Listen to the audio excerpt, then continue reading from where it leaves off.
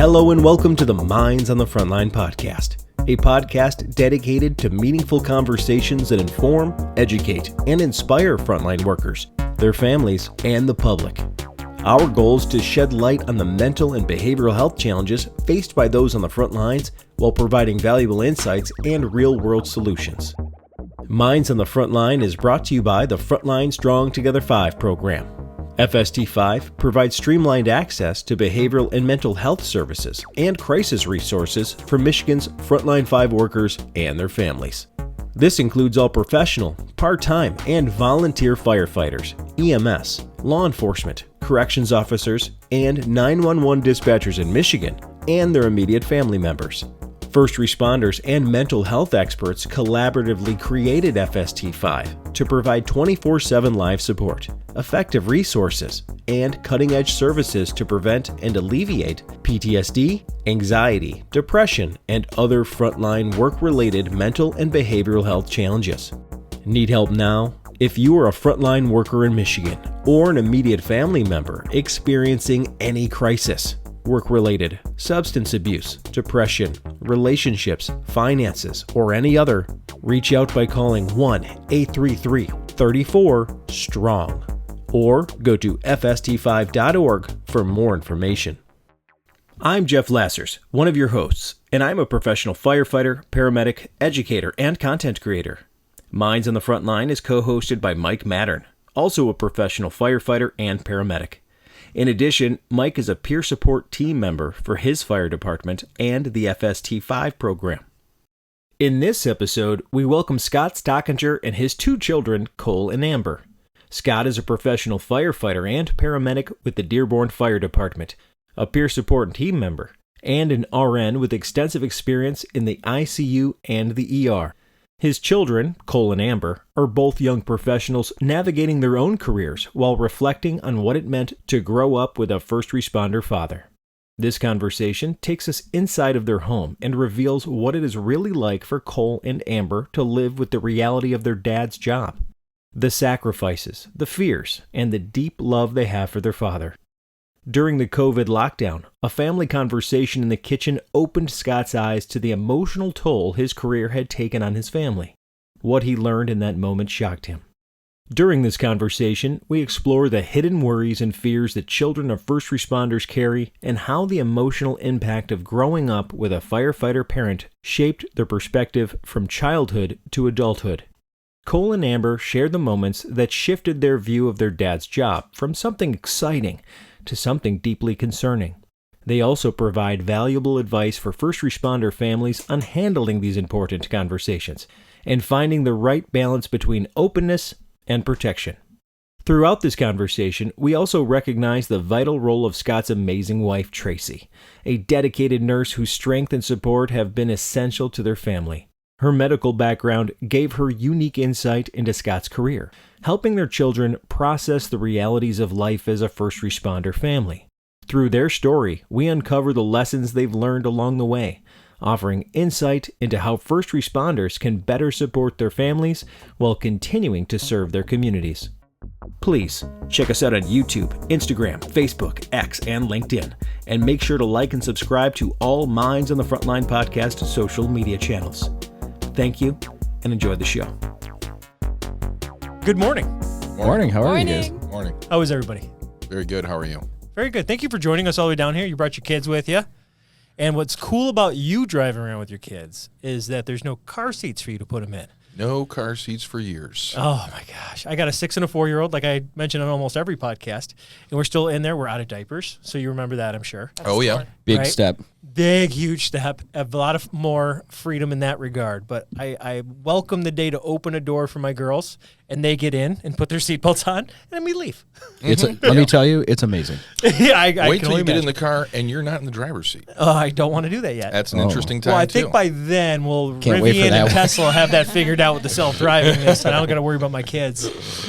So, welcome, the Stockinger family. Thank you. Let's start with you, Scott. Who are you? What do you do, and where do you do it? I have been a firefighter with Dearborn for almost 23 years now. I'm a captain at Station 2, a member of the peer support team since its inception. I'm a member of the tech rescue team, and that's been my fire side. I'm also an RN. I have been since 1993.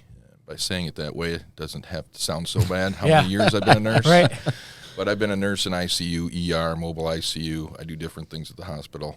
So you can't get away from that service industry in any way, shape, or form, huh? I found out my thing is to help, so that's what I do. I'm a helper, Everybody has a thing. That's my thing. Fuels your soul. Takes care of all my needs. Yeah, and then probably when you found the fire service, you found that camaraderie on top of it, eh? Oh, for sure. Yeah. My heroes growing up were John and Roy from Emergency 51. Yeah. I wasn't a sports guy. Oh, yes. Oh, yes. They've actually seen it many times now. It's on DVD. That's pretty good. Amber, how about you? Yeah, my name's Amber. I'm 24. I'm a Michigan State alumni.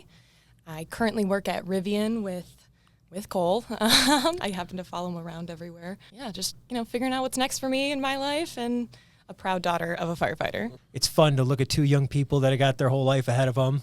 And Dad's like, hey, they're almost out of the house. This is going to be nice a little bit, but I'm going to miss the crap out of them. I'm going to miss them big time, for sure. I get that. All right, young man. Cole, who are you? What do you do? Yeah, no, I'm Cole. I worked at Apple before Rivian as my first job right out of high school for almost 7 years now. And then after that, I moved into Rivian, where I've been the last year and a half, customer service pretty much the entire time.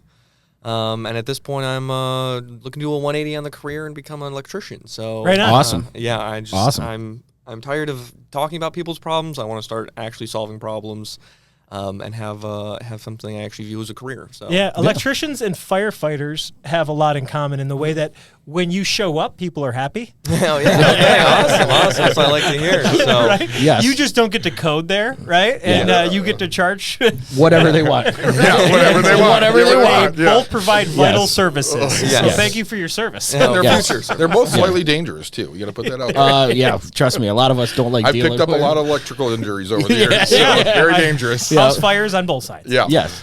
And All also has exquisite facial hair, just like his dad. Yes. It Yes. is. I get compliments on it a lot, and this is I started this a few months ago. Wow. This isn't even You can stop bragging. Yeah. Sorry. Yeah. No, it's a blessing and a curse. Let me tell you. I feel you there. All right. So you guys are here to talk about the family dynamics of a first responder family. And Scott, specifically, when you and I started talking, you said it wasn't until COVID, when you were home, not only with the family locked in, but you were also off on an injury. So you were limited in so many other things. You're home with the family, and conversations started to come up. What led to these conversations that enlightened you about how your kids actually feel about the job you go to? We were big on getting everybody in the kitchen during COVID. So we were in the kitchen cooking dinner, and some conversations just came up about me being a firefighter. And then it just morphed into how the family was dealing with me being a firefighter and what I didn't know about what they were feeling and seeing as me being a firefighter. And it was very shocking to me. What was said that stood out the most to you? How much I actually got to the point where I think all four of us were in tears, good and bad. And it was the fact that how much they worried about me. Like, they really covered it up well all these years, because I always thought that they were fine with it. I thought everything that I had put into play and done worked, and they weren't worrying about me. And here I'm finding out they worried about me a lot more than I wanted. Amber, tell me more. Yeah, it's a unique thing to have your dad in a job where he might not come home at the end of the day. A lot of other people don't have to deal with their parents not at home all the time, or with these higher risks. So I think we were kind of opening that conversation up. A lot of it in part due to the peer support team that was really coming to fruition at the fire station, because it was starting to be recognized, like, it's not just a physical thing, which when you're younger you worry about your dad, getting injured in a fire or something. But the mental aspect of the job, seeing what he has to see on a daily basis, largely affects you. So I think that also kind of brought up the conversation. But yeah, no, we definitely do worry. Like, it's hard not to when you see people around him experiencing, depression and higher suicide rates, cancer, illness, disease. It's all from, what he does. What about the peer support aspect of your dad being involved made it feel comfortable to kind of bring it up? Was it COVID? Was it the combination of many things where it was like at the surface to actually discuss? I would say because he was talking about it more, it opened the conversation for us to talk about it more. It was nice to hear him say, like, I have really hard days. There's days I cry.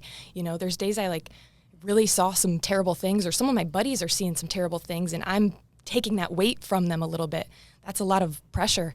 So I think his comfortability with it made us a little bit more comfortable with it, because we're an emotional family, but we're not ones to really dive into that too much sometimes. He's definitely the starter when we all kind of start to talk about things that affect us.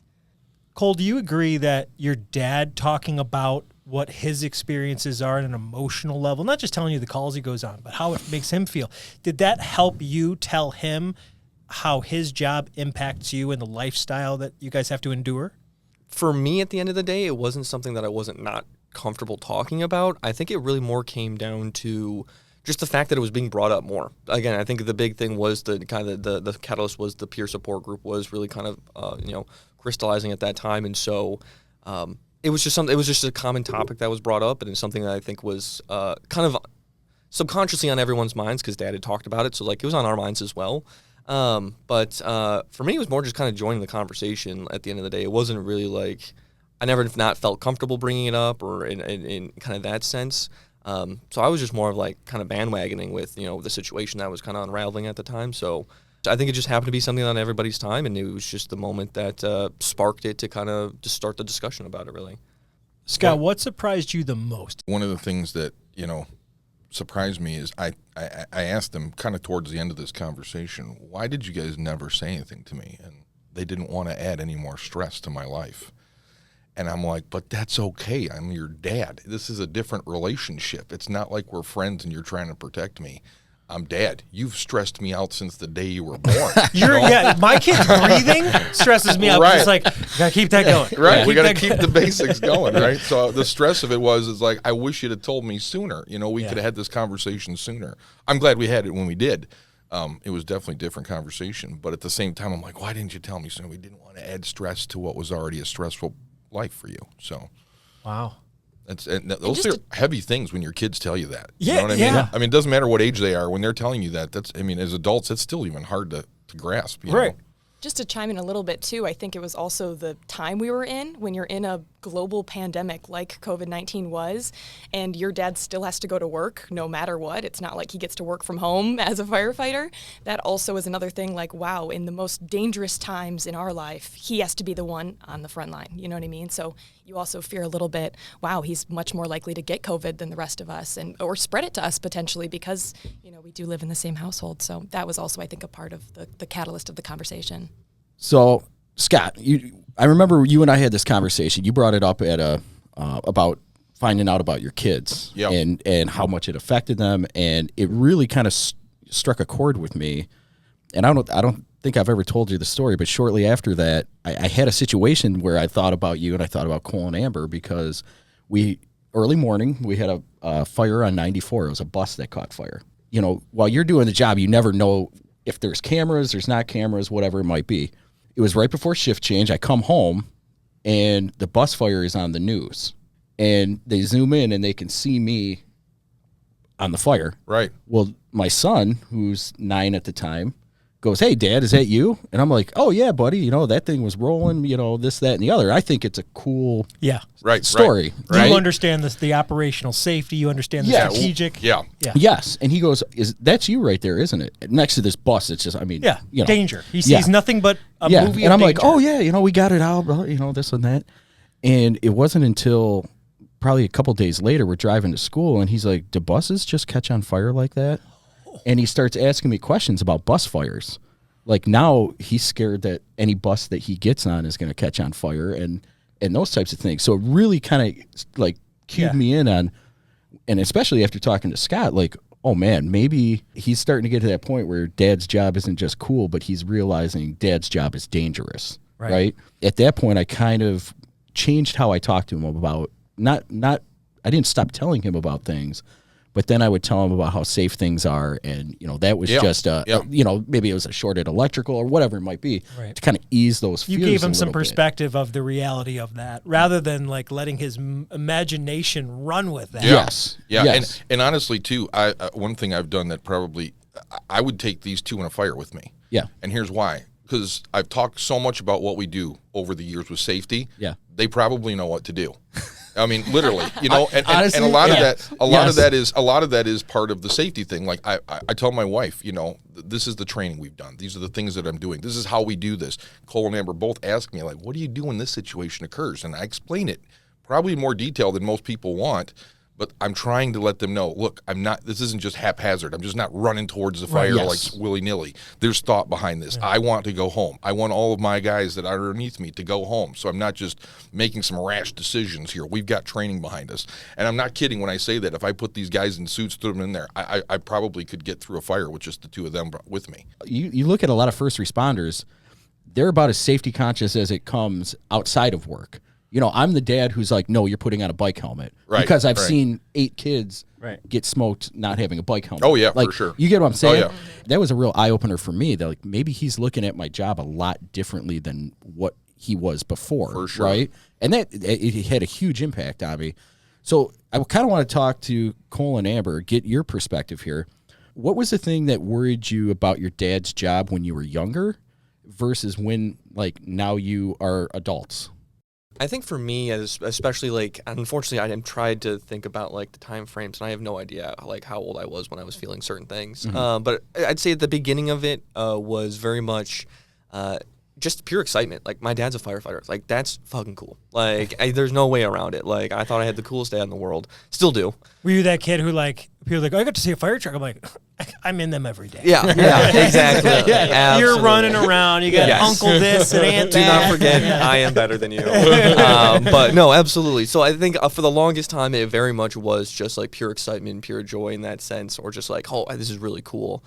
But definitely as I got older and like I understood reality more and like the situation and things like that, like a worry did come in time with that. Where it still was cool, but it was much more of an understanding of like, hey, you know, and again, at a very young age, I understood, you know, dad might not come home one day, but the gravity of that didn't really set in until much later on, where it was like, you know, you just understand, like, you know, bills have to be paid, life goes on, the house has to be taken care of, things like that. And so I think once I started to understand those things, the worry did come on as well. And especially as I've gotten older and I think understand just conceptually life a lot more, the worry really moved away from the danger of the job, because honestly, I've kind of learned that the danger of the job is there, but like, I kind of hate to say it, but it's like, that's almost the most fun part. Is like, at the end of the day, I think firefighters are kind of like closeted adrenaline junkies, because it's like they're running into a burner. They're not They're closeted. adults. Yeah. We don't hide it. Maybe We not. probably like we don't hide it. Well, we probably hide the extreme aspects up from our family so Yes. that they don't worry about the things we want to do. Yes, Right. Yes, but at the end of the day, that sense of danger is like just a part of it. Like, that's part of the joy of it to a degree. Certainly is. And again, in a very kind of weird, like, you know, morbid way, if you will. But I think, you know, once I understood that part, I'm like, they're fine. They're going to do the best that they can. Situations are going to happen. It was more about what happens after that. Like, what happens when you come home? What happens after retirement? Like, I especially towards the end of it here, I got more worried about not so much, you know, dad not coming home, but dad not having a long retirement. Like, he gave his life to his community. And so, like, to me, it became more important that he got to reap those rewards, got to see me go through all the stuff I want to go. Like, I have so many plans and things that I want him to be able to, like, experience with me, you know, just through my life. And it's just so, it kind of came more of, you know, what's happening after. Not so much of the job itself, but, like, How do we get the longevity Yeah. out of it? right, yeah. Like, How do you get the payoff at the The end? service Yeah. beats you up. Yes. You see it. You've probably seen you've been to probably a couple dozen retirement parties. Yeah. You see the Yeah. old guys that are retired. You've probably heard that, unfortunately, Dearborn firemen are experiencing a lot of cancer rates. And Yeah, So exactly. these are all things that are going to weigh on you, and you see, you're like, but I want my dad for 30 more years, 40 more years with grandkids and all the exactly. things. Whether they're living or not, they have given their lives to their community, Yeah. and so it's just like I want them to be able to have the lives that they deserve at the end of the day. That so, they planned. Yeah, exactly. And so I think that kind of became the biggest worry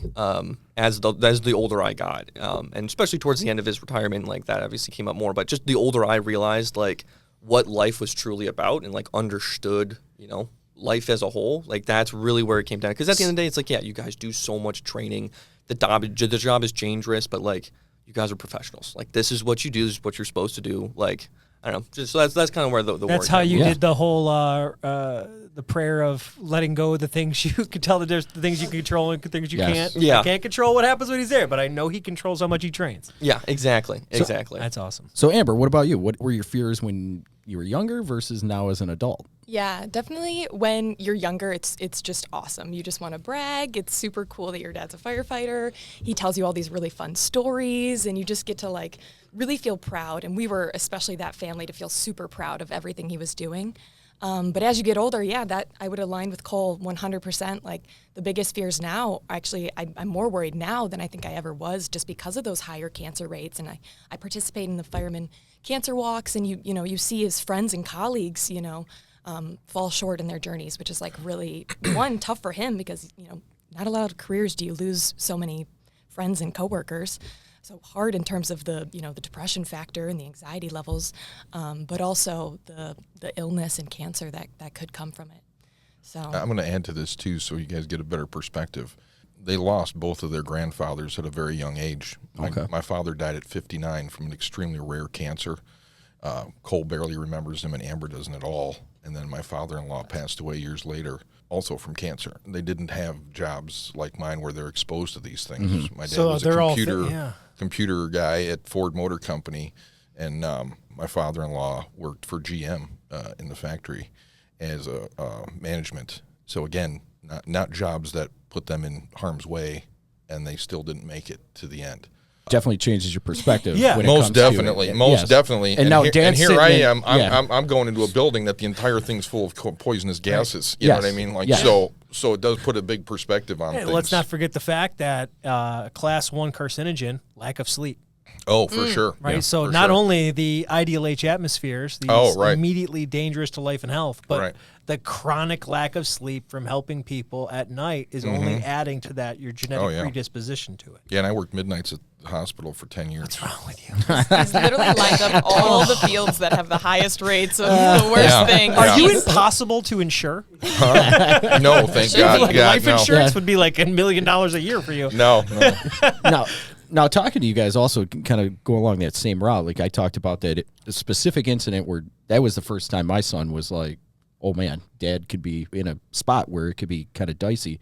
Were there kind of any specific moments or incidents like that kind of made you feel like, okay, this is real now, or this is now more scary when you're thinking about dad going to work? Weirdly, it's not his fireman job, but his job at the hospital when Ebola was going on. It was like Okay. a really big thing. There was Yep. outbreak. There was a team they created in case somebody, in the area got Ebola. Yep. And he came home and asked us all, like, hey, I want to sign up for this team.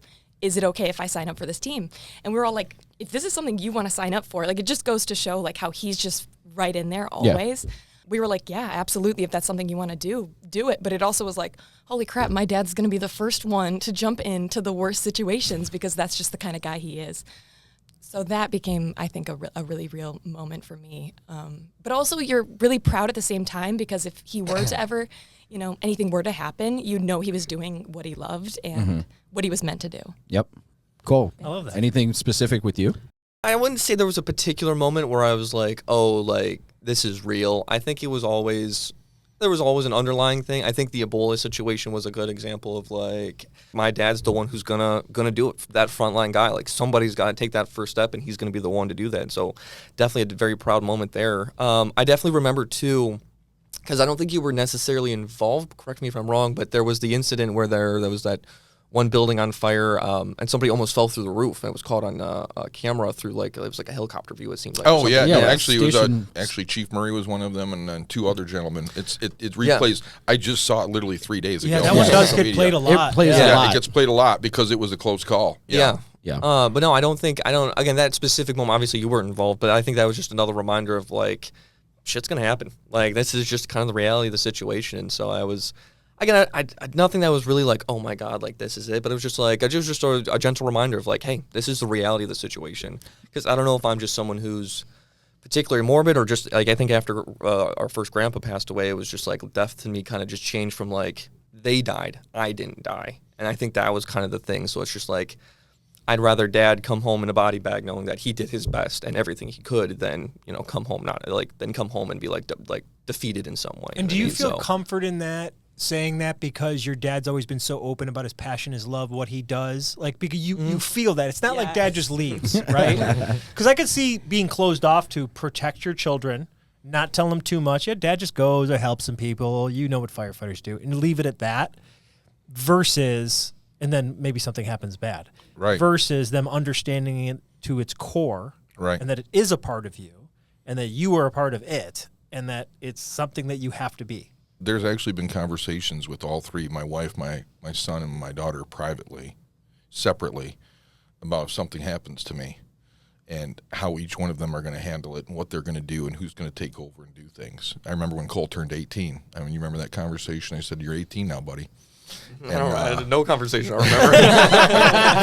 I love how introspective he is with no memory. Yeah, that's great. You're very thoughtful for that as like goldfish memory. Once I review the memory, it's like I've now extrapolated what I need. The memory can be forgotten. I got what I need. I talked to him at 18, and I said, "Hey,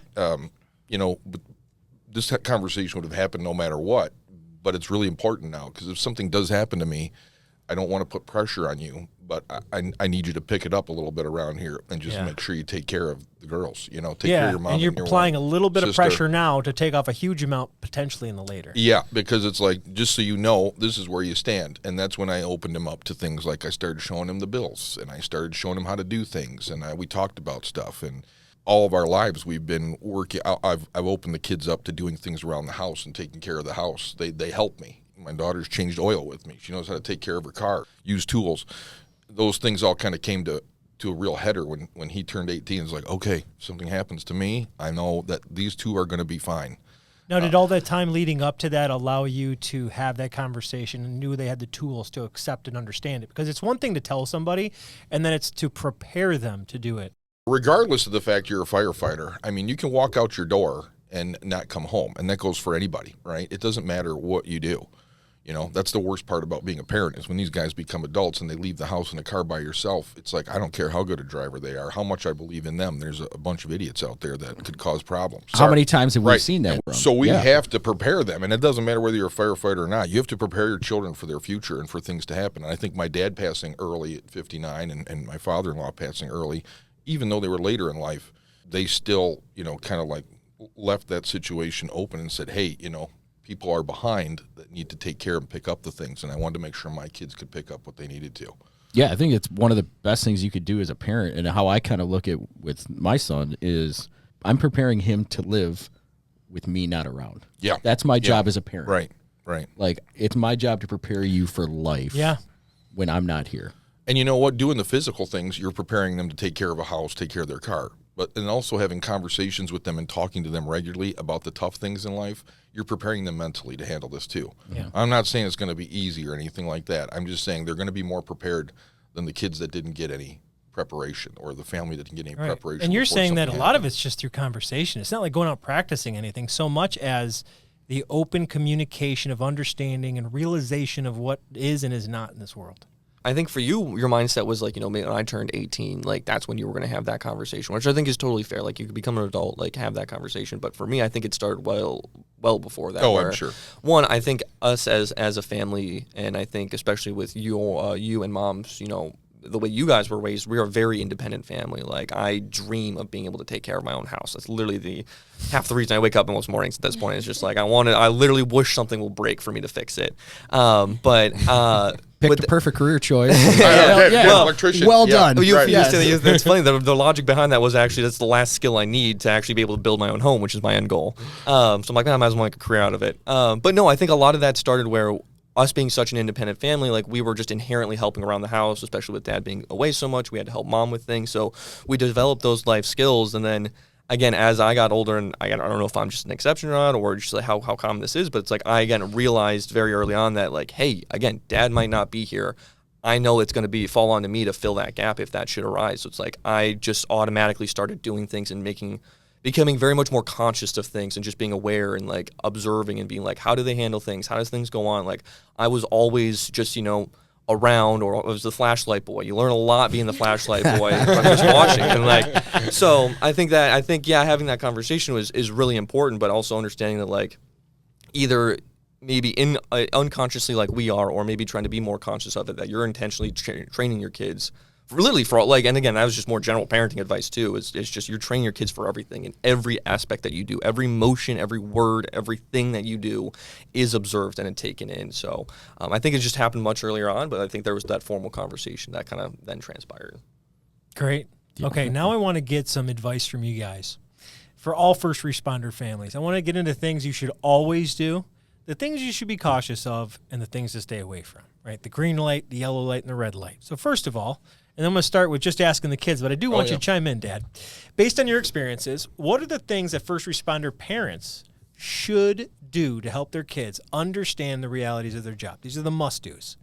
Yeah, I would say at a young age, we got to go to the fire station and see my dad's second home, and that was huge for me to understand where he's going and spending the night. Like, it's a very confusing thing for a kid to be like, why is my dad not home every night? But when you see his bed and you see his other home, his other family that he's spending all this time with, you really understand that situation a little bit better, and you feel a lot better about it. You feel like, oh, okay, he's got a nice cozy bed, he's got a kitchen, he's got these buddies, you know?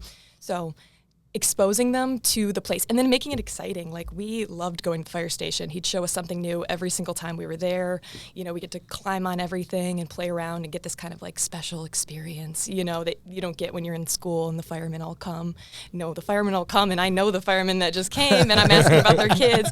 So you get that kind of special experience, and that made it feel like really like, you know, really, really special. Like, he really is a hero to me. So showing your kids the environment and kind of demystifying it makes it not only more fun, it bonds, and a little pride maybe in Dad. Definitely. And a little bit more softer understanding of when he leaves. The danger aspect is a little more dulled out. Yeah, as well as telling all the cool stories. You have to tell the cool stories. That is like my favorite part of what he does, is coming home and hearing, oh, this fire, this happened, and just going into detail about everything.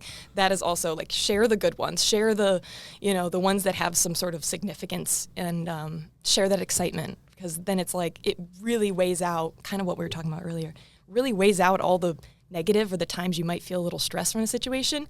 I'd never think to those. I think of all the cool things he's done. You know, he's been able to deliver babies and literally save people's lives, these crazy situations, you know, de-escalate fights and just, you know, all sorts of wild, fun stuff. That's just in the firehouse. Exactly. Exactly. Yeah, the pranks in the firehouse. Yeah. No. So really give a perspective of the good and the bad, the cool stories, but also the stories that maybe didn't go as well. Share the passion. Yes. Yeah, Show the environment, share the passion. That's Kids pick up on passion for sure. Yeah. At Oh, a for young sure. age, we knew that, like, this was my dad's. Right. This is him. It made his you thing. excited because you knew he was excited. It didn't make you really want to do the job so much as, this is cool, Yeah, my sometimes. dad. Oh, right, sure. But like in a way of like, only through he's so infectious about it. Yes, That he yes. made you, I'll do that. Yes. Right. So how about you, Cole? What are the must-dos that add on to that? Something that was important to me was just understanding the concept that this is a dangerous profession at the end of the day. Dad might not come home.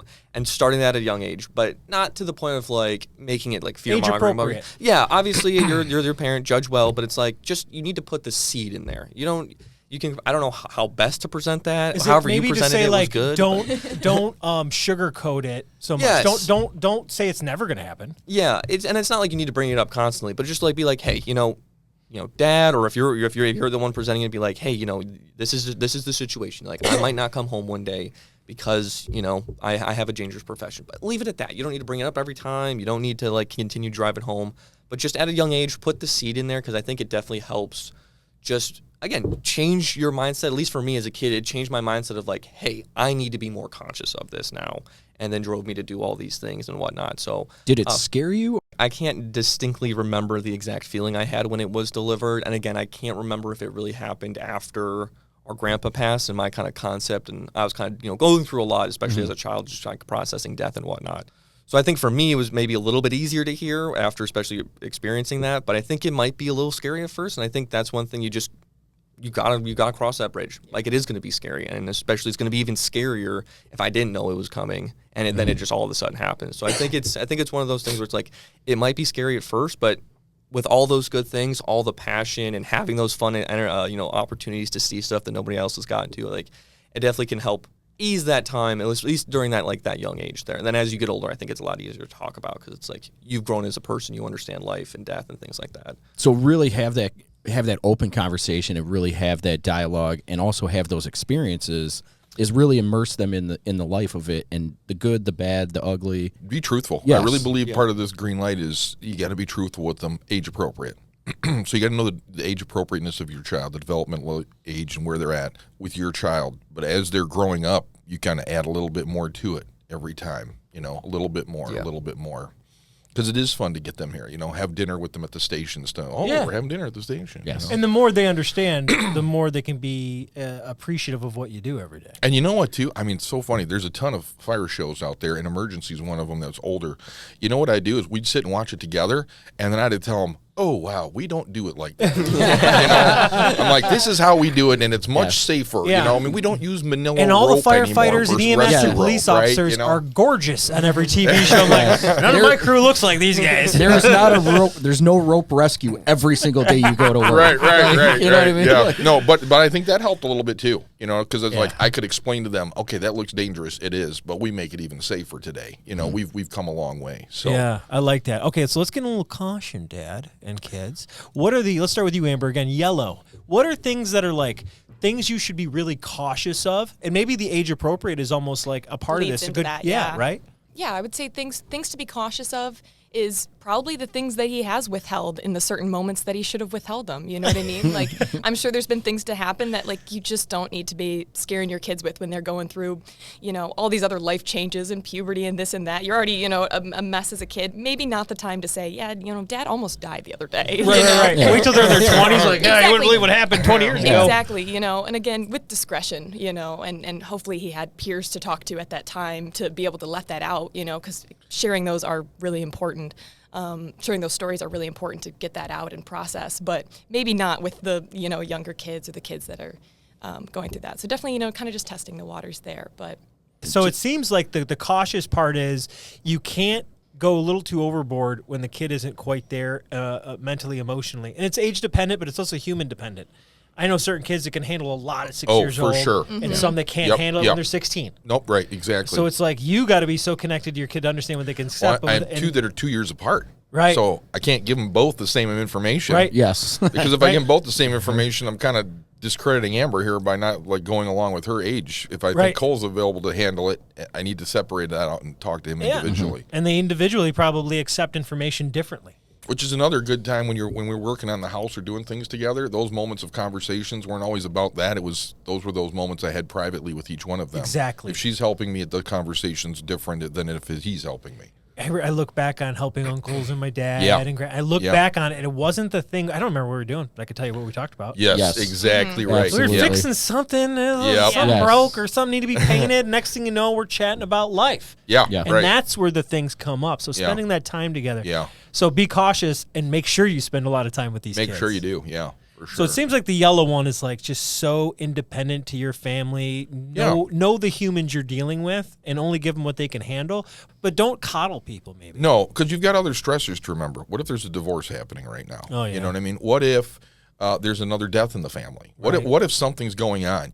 You, the first responder, have to be the one that really picks and chooses. And again, you don't want to lie and you don't want to hold back too much. A couple of things got held back from my wife, and then I told them to her later as we went on further, and she wasn't upset by that. It didn't really upset her any. But if you held back too much, I think that would, if they find out about it, I think that would upset them that you didn't feel comfortable enough to tell them. You know what I mean? And it's unique for you because you have a wife that's a nurse that can understand very specific aspects. Whereas my wife's not. So I have to be in a different way cautious. Yes. Like she feels the empathy through the people I care for. Right. And she feels bad for them. Right. And doesn't see, like I'm like trying to solve this riddle of the patient, what's going on. Sure. And she sees the human being in suffering. So I have to make sure that my stories Exactly. are in line with the point of which I'm telling. You have to work with what you got. Right. You know what I mean? And everybody's got something different. So, Yep. it all depends what your situation is. It's not easy. There's no manual that says this is right, this is wrong. There's nothing out there that tells you exactly how to do this. It's extremely difficult. Yeah. And I think you learn by screwing up a couple times. Most definitely. You know what I Yep. mean? That's a good Yeah, segue. you- Screwing up. Yes. Reds. What do we avoid?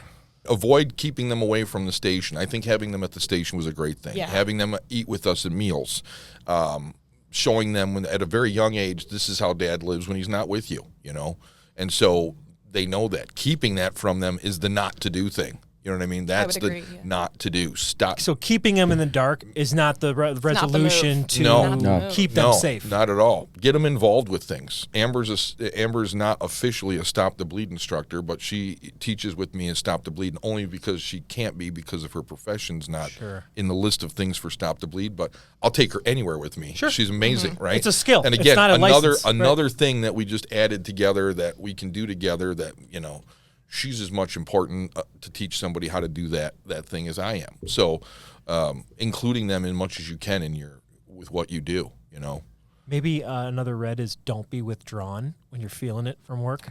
Yes, there's been multiple times where he's just come home from a hard day, and you could tell something's off with him, and he just bursts out crying, and you're just kind of like, oh, like get it out now. We're your family. Yeah. This is what we're here for. You know what I mean? Is to like hear that story and to embrace you in this moment. And I think I'm very fortunate that they're willing to accept that, and that I took them down that path early on so that wouldn't surprise them, because I know some people would be in that situation and be like, what the heck is wrong with Dad? He just burst out in tears, Well, more importantly, a lot of dads won't do it.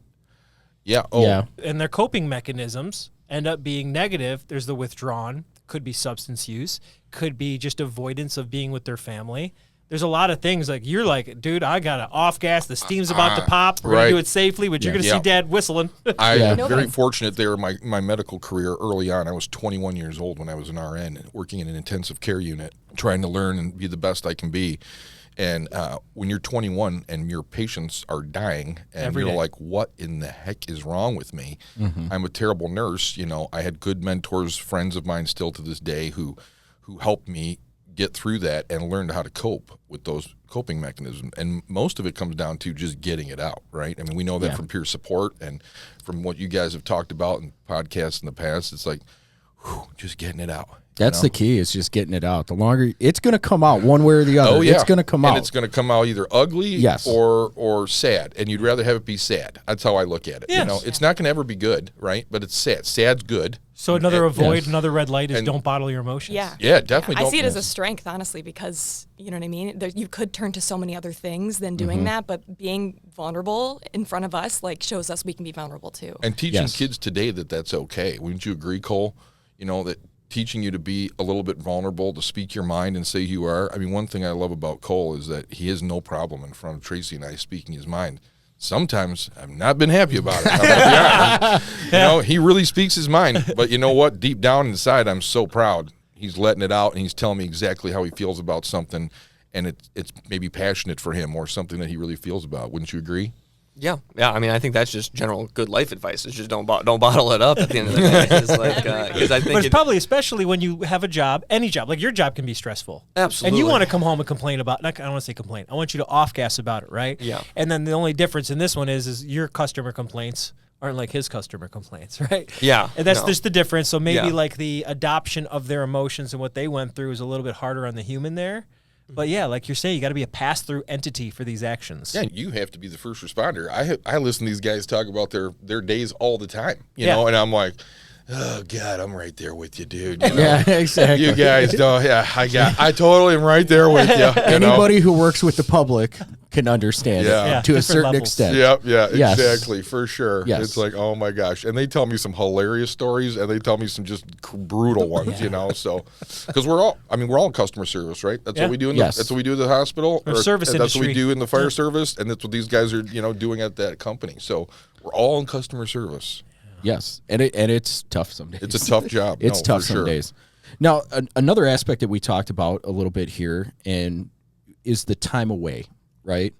I know that's one of the things that I struggle with is the time away from my son, time away from family, whatever it might be. How was it kind of being away from the family affected you over the years? I'm going to start with Scott. Well, it's funny because if you really look at it, we're gone just 10 days out of the month. Right? Yes. Right? So if you look at it, we're home more, theoretically, than the average guy who goes to work Monday through Friday. He works 5 days a week. We only work 10. Yes. But it's 24 hours. And for some odd reason, every one of those days falls on an important moment for your child. Right. I don't know why that is, whether it be a birthday or a special soccer event or, some fencing thing that my son did fencing for a while, whatever it was, it's like, I'm missing it tonight.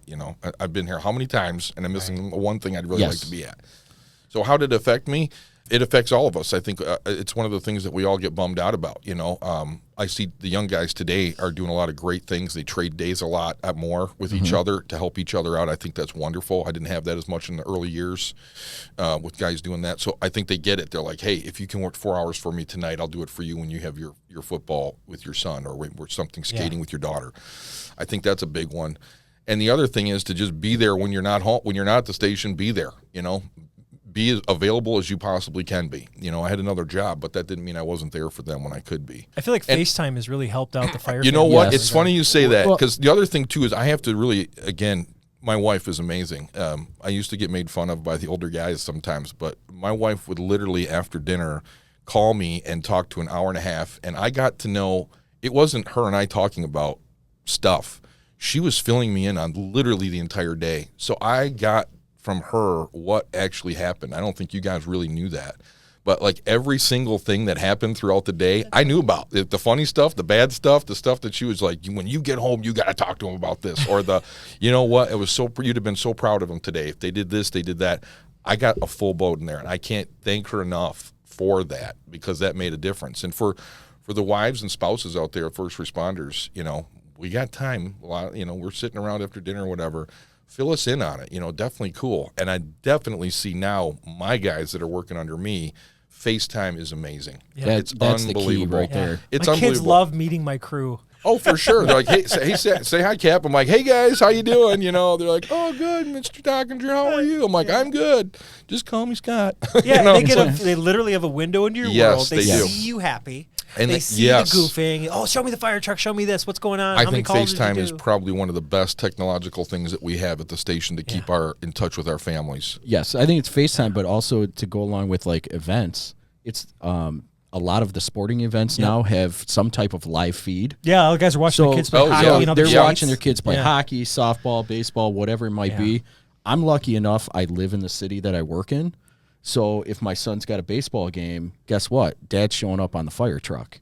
You know what I mean? Not only do you show up as we did the that. coolest I dad remember ever. that soccer game that Yes. he showed up to, because he did miss quite a few soccer games, but the one he showed up to in the fire truck, everyone's like, what is that? What's going on? I'm like, that's my dad. Oh, yeah. Not a big deal. Well, and it was so cool. And the funny part is when you roll up, right?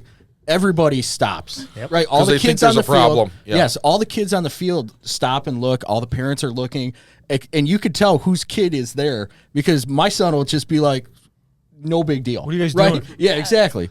But with FaceTime, same thing. I think everybody after dinner, they have their time where okay, I'm FaceTiming with my son, he's FaceTiming with their kids, and it helps with the time away, because you get to catch up on their day. Hey, how was your day, man? How did this go? How One did of my that go? guys, he tells a story to his kids every night, and he doesn't get to miss that. Yeah, That's awesome. And it's like, it makes me feel so good to know that he gets to tell the story even though he's not there to them before they go to bed.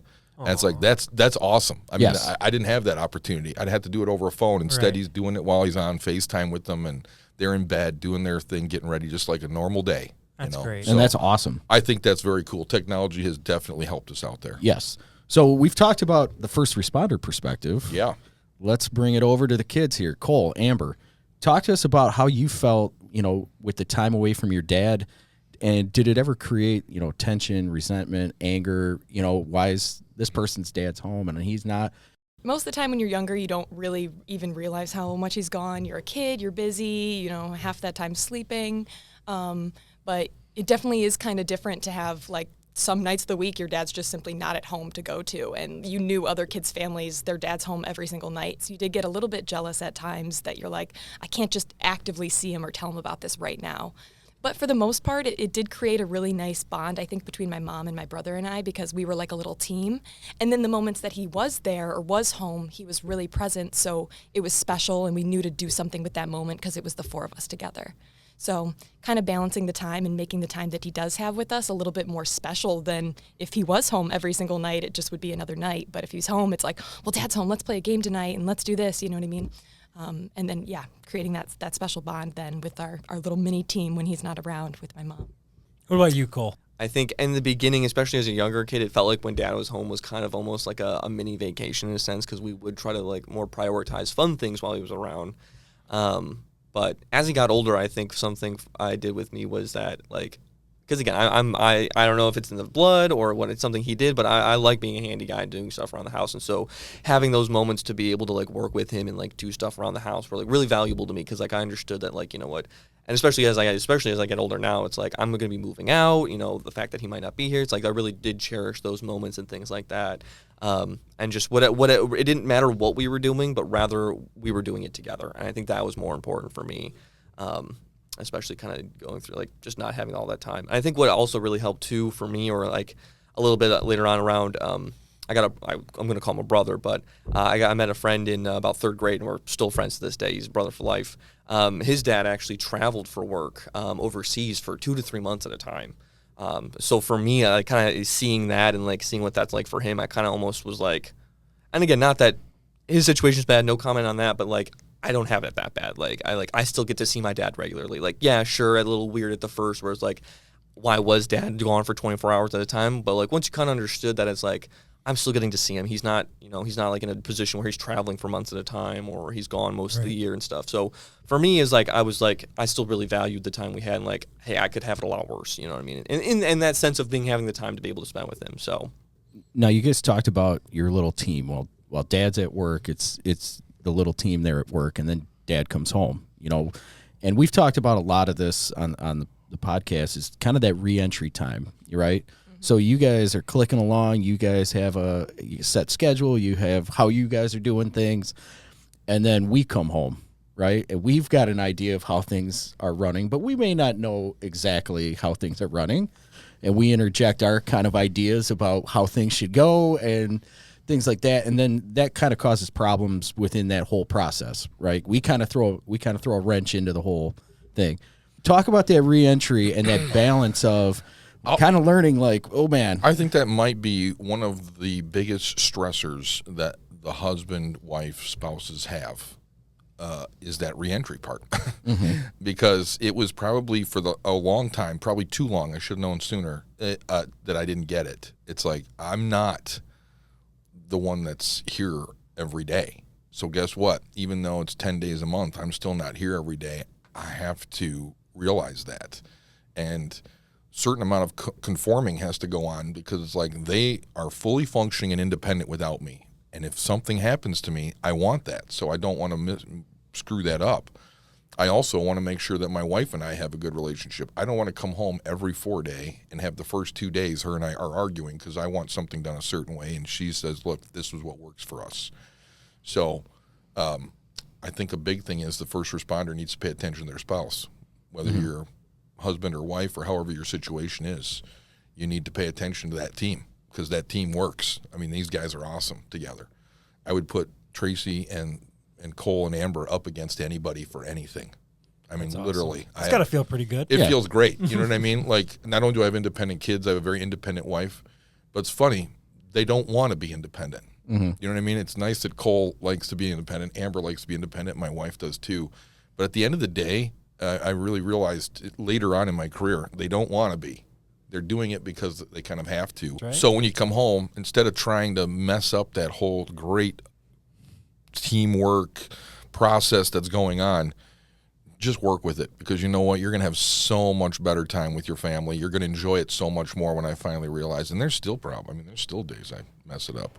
Don't we all? I make a lot of messes. Literally, yeah. I mean, I mess it up with them. I mess it up with her. I mess it up with them as a team, because it's like, it happens. But I'm telling you right now, the sooner you can like work with that and get that worked out, the better your life will be overall as the first responder. Yeah.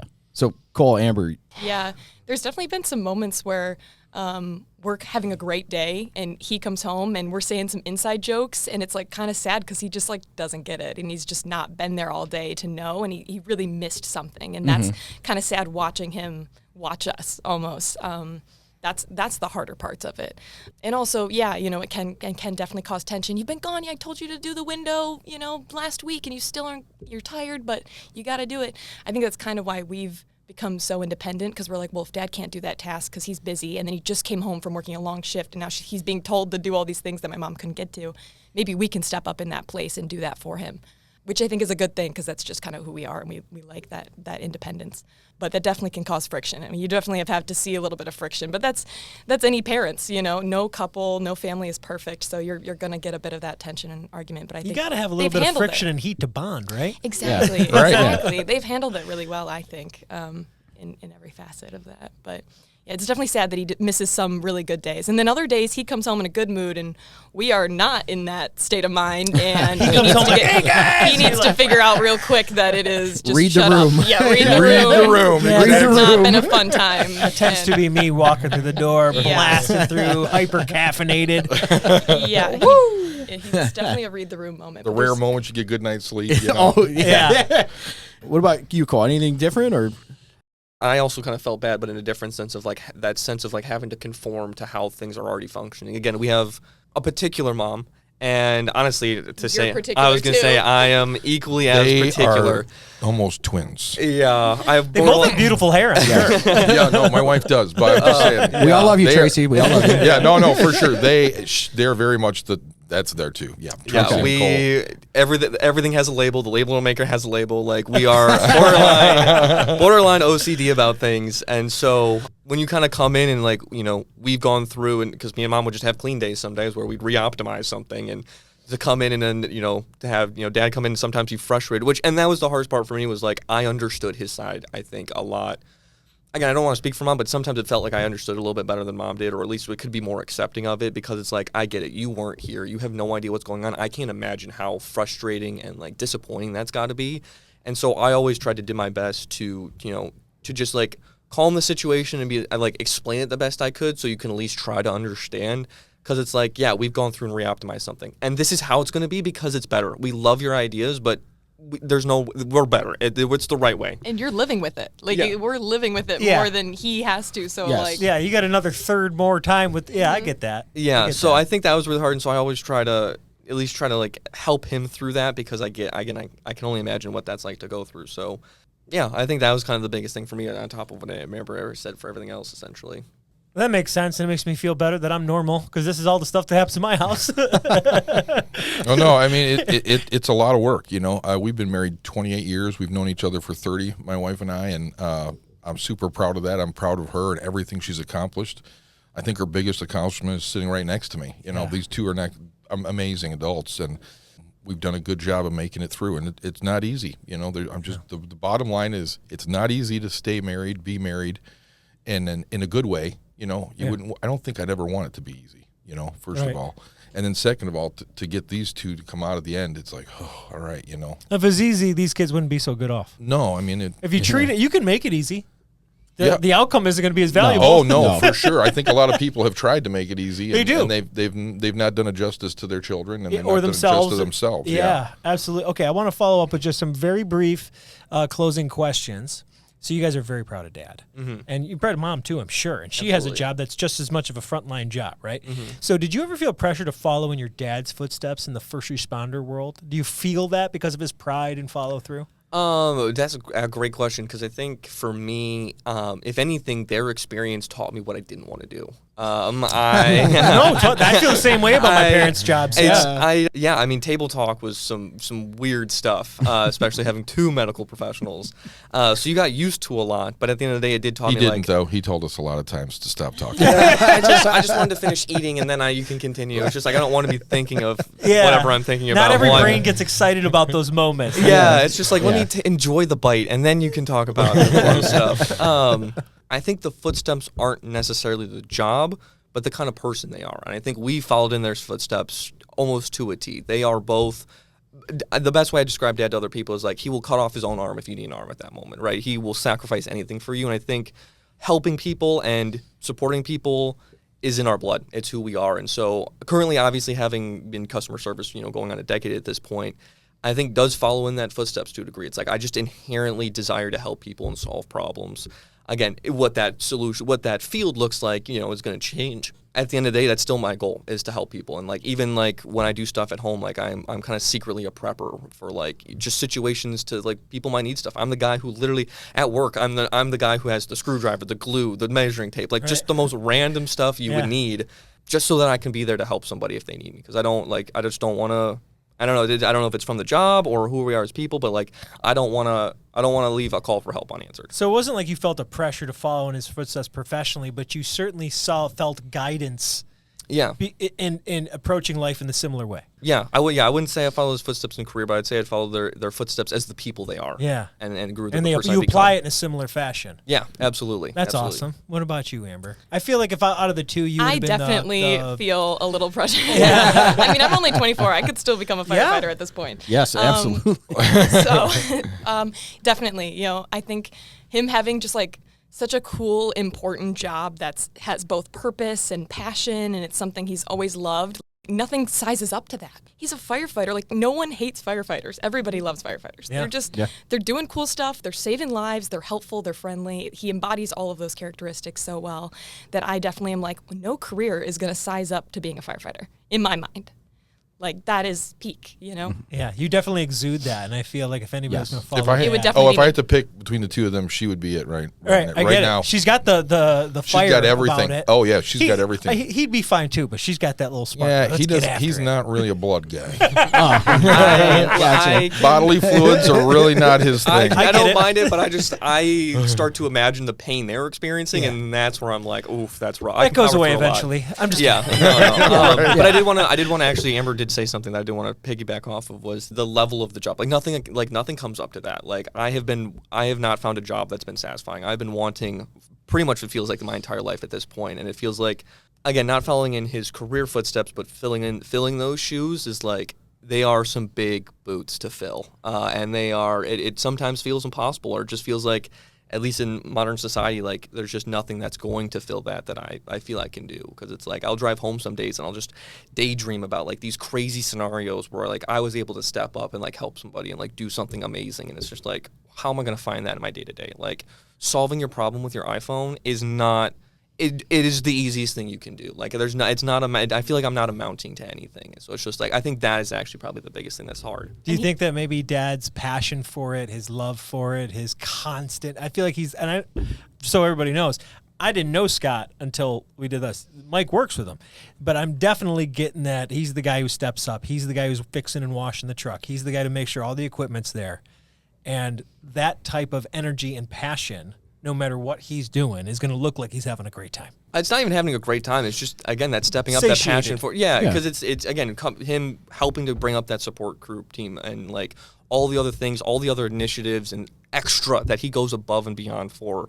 I think is probably another one of the hardest parts, because like about both of us at work, and we go above and beyond in every day, just in our jobs that we already hate, essentially, because it's like, that's just who we are. We can't not help that. And so, like, I think that's another thing that drives us to just want to be better constantly. And also, like, the job itself is just so cool. Like, I just sat at a desk for 8 hours, and then I come home and here he's, doing some sort of ice training on the river and some confined space training and all these height stuff. There was a couple And you're good like, meals, gosh. jokes. Yeah, he loves cooking with the guys. He's got stories to tell and share about his family over there, because they really are a family. They're not just coworkers, whereas I would just say, a coworker. He has cool stories about them to share and all these new personalities he meets. So it's definitely like, my boring office job is just not sizing up to the way work is described. Not to say he also has, an office-y Well, you job. still have your day. Yeah, You have a lot of days. Yeah, you have some days where but he gets to move around. He gets to do stuff that not everybody gets to do, and that a lot of people don't get to experience in just going to a 9-to-5 office type of situation. Right. Recently, too, I've found something about me and my family is this has been my dream job. Like when I was a little boy, this is what I wanted to be. I didn't want to be a cowboy, an astronaut. I didn't want to be a football player, a basketball player. I wanted to be a fireman, to the point where the reruns for Emergency 51 were on when I was a young boy, and I would go inside after playing outside, because back in the day you played outside all day. Oh, yeah. I'd go in for the 1 hour show, watch the show, and come back outside and play. That was important to me. That was what I wanted to be, and that was my whole life. And my dad wanted me to be a salesman because he thought I had what it takes, and I think I would have been a great salesman, quite honestly, but it wouldn't have been my passion. It wouldn't have been what I wanted. And I found out over the years that I'm a rare entity. Mm-hmm. Most people do actually dream about being Cole wanted to be a train engineer. You know, I mean, seriously, for years and years and years, Thomas and everything else, that was what he was going to be. And I was always like, dude, we're going to do it. You know? Somebody's got to drive that thing. Yeah, where trains aren't going anywhere. We need train engineers, right? And I just supported that through and through, because even after my dad was like, okay, you're not going to be a salesman, you're going to be a fireman, he supported me. Couldn't understand why I'd want to run into a building to help people I don't know, you know, but he's like, I'll be more than happy to help support you. And he did. He supported me really well. And I was shocked by that because of, again, I don't think he was doing his job that he dreamed of as a child. I mean, literally, you know, it's like becoming a cowboy if you want to be a cowboy. I can relate to becoming that an astronaut if you want to be an Yes. astronaut. And the funny thing is, too, I just recently, within the last year, I kind of had another epiphany. I wasn't made to be a fireman. That's not who I kind of all 100% am. It's what I wanted to be, and it's my dream job, and I did it. But I really wasn't, I don't think I was ever meant to be a fireman in my being. You know what I mean? I made that happen. It just happens to fit. It fits me, but I made that happen. It wasn't like Right, that right, was right. like It there's didn't some fall guys into your there's some lap. guys in this job, you know what I'm talking Yeah. who I'm talking about. We all have them. These guys were meant to be firefighters. Right. They look badass, they act badass, they do their job. They're really good Nice at it. square jaw. Yeah. You know, the whole 9 yards, these guys are firemen. I'm not that guy. You know what I mean? I've had feel the you there. walrus mustache my entire career. I don't know. You said you fit a very, very particular Captain sect of our Kangaroo. community. Kangaroo. Walrus, push broom. I mean, I've been called a lot of things, Yes. you know. But yeah, I came to that, and it's like, wow, I feel even luckier that I got to do what I was dreaming of doing. Yes. And it's like, I feel bad sometimes because I think that parlays to them, and I don't want them to have to feel that pressure. You know what I mean? It's almost like a pressure I've put on them by being so passionate about it, by wanting it so bad, by being in this position. Yeah. You know. Very few of my friends knew what they were going to do in kindergarten. Right. Right. I Yeah. knew Oh, what yeah. I was going to do in Oh, yeah. kindergarten. Yep. And that was me. That was same deal. You know, I found the same thing. It's like, we have a job that's really cool. We get to do a lot of cool things, whatever, Yeah. right? And my son, number one, he'll look at me and be like, I don't want to be a fireman. But he loves coming up to the station. He loves playing with the trucks, seeing the guys, those types of things. He's like, I don't want to be a fireman. I looked at him, I go, that's fine, man. Like, I just want him to find that job that makes him happy, like the fire service makes me happy. Right. And I've told him that. I go, dude, I don't care what you do as long as it makes you happy. Do it 100% and make sure it makes you happy. Is that not what I've told you guys? 100%, right? Yeah. Yes. Yeah. But we look at our job like, that's our job, right? That's what we do. We go to work. Right. Do we get to be, we are put in situations to do some cool things, right? Right. But I want him to have that passion that you guys talk about and really have that drive. I want that thing to like where he talks about it and he gets a smile on his face. Yeah. I Yeah. want to see him glow when he talks. Like that's what I want for my kid. I would never force him into the fire service unless he wanted to do it, right? Right. But it's finding that passion, like that's the key, man. Like if you can find that, and they're having a hard time, but once they find it, they're going to find it. you're going I to know. find it. You know why? And you'll know. Because we've left it open. Tracy and I have left it open to them to find that passion. Mm-hmm. You know what I mean? You're not stuck it's in anything. hard. I mean, I Yes. even give my dad credit. You know, he tried to push me down the pathway because my dad was buying computers back in the day when they were like take up a whole room. They cost millions of dollars just to do payroll. Yeah. He's like, oh God, those guys at some. He's like, Scott, you could totally do that. I'm like, yeah, I don't care, Dad. It's not really what I want to do, you know? And I'll be honest, I became a nurse first. If you listen to how long I've been a nurse, I've been a nurse since 93 and a fireman since 02. A fireman convinced me to be a nurse. Said, hey, at the time, back in the 90s, I wasn't sure where firefighting was going. So he's like, why don't you get a job as a nurse? Guys talk about that here, you know, about how that would be a good side gig. And he's like, you'll always have it. There'll always be something there. And I found out, gosh, I really like this. You know, I found some good paying friends, wage. people.